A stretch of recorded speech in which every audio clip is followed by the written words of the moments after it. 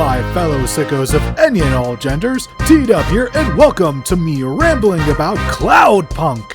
So I've been getting into indie games as of late, and this is another one that really left a huge impression on me. Here we play as Rania, a recent resident of the last surviving city known as Nivalis. Rania is originally from the more rural Eastern Peninsula, but moved here due to being hunted by loan sharks known as the TWK. Her job in Nivalis is that of a delivery driver for the less than legal company known as Cloudpunk. She's joined by her automata doggo, Camus, whom she installed into her flying car known as a Hova.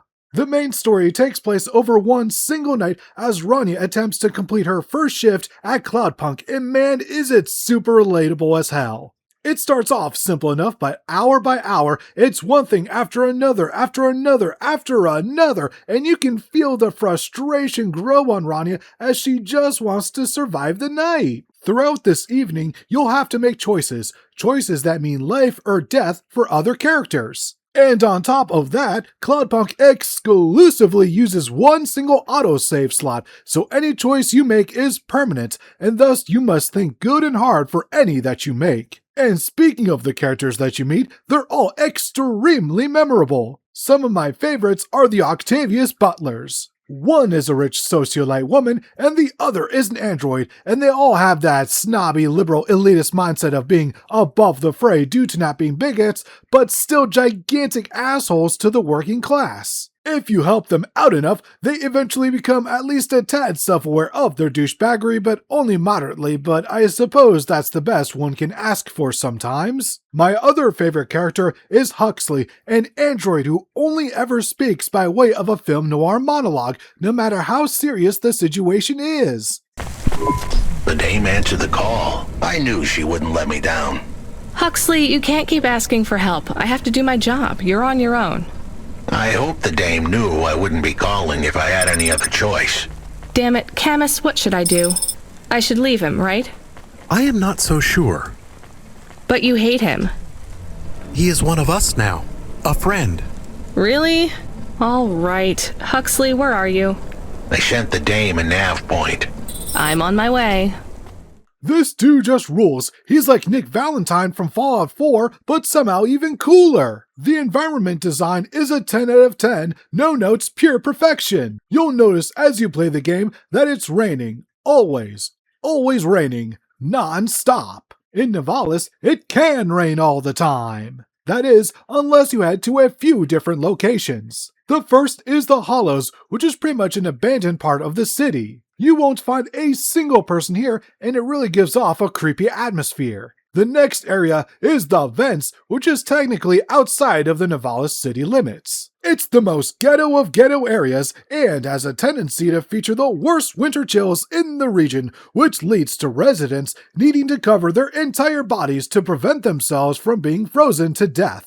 Our final area not to feature endless rain is the Spire, aka home of the richest of rich elitist fuckheads. You have to take a long elevator ride just to get there, which does showcase just how above everyone these robber barons feel they are. And don't think I'm reading too far into this game either. These developers knew exactly what they were doing. Just like any proper cyberpunk setting, Cloudpunk is a big middle finger to elitists who think that just because they have a ton of money, they're better than everyone else. And that comes through with so many characters you meet. You got working class citizens forced into dire circumstances due to the unregulated capitalist system failing them and rewarding those who already make bank. Here's a main quest that'll really drive my point home. Early on in the game, you'll have to make a delivery for a guy named Gil who's going on an escalator to the Spire, except there is no such thing. Instead, it just drops people out of the sky into the ocean to their death. So the system would rather kill off its population than help them. That says everything. Thankfully, this game isn't without a sense of humor. After all, non-stop dread would just be depressing to play through, and I think the implementation is an overall positive. So you're both part of Block 4-0, right? You heard of us. I heard there's an android gang I should avoid. That's good advice. You don't want to get in our way. Why do you get such a bad reputation? We do a lot of things we ain't supposed to. Robbing people? Nah, much worse. Urban renewal, bitch! Oh yeah! Wait, what? Urban renewal? Yeah, community projects. Planting gardens on corporate waste ground. Turning old factories into playgrounds. Real hardcore shit. I mean, no, I don't get it at all.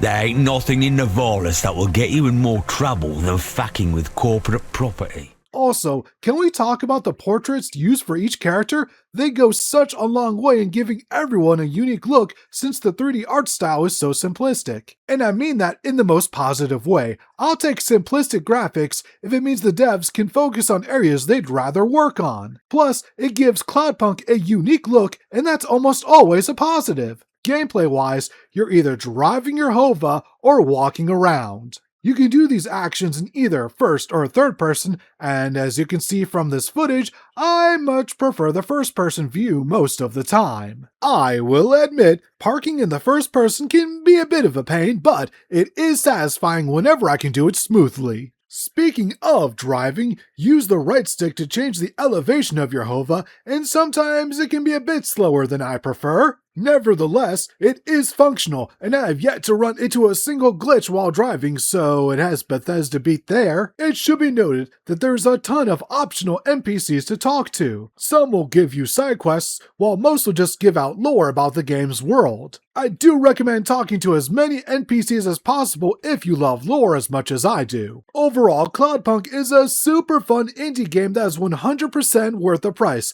Thankfully, I only paid $4 for it, but even for 20, I'd say go for it. Is it super long? No, only about 7 to 10 hours depending on how much of the city you wish to explore. Nevertheless, the time you spend in Nivalis will leave an impact on you due to how well the dialogue is written. It's amazing how good writing can elevate a game.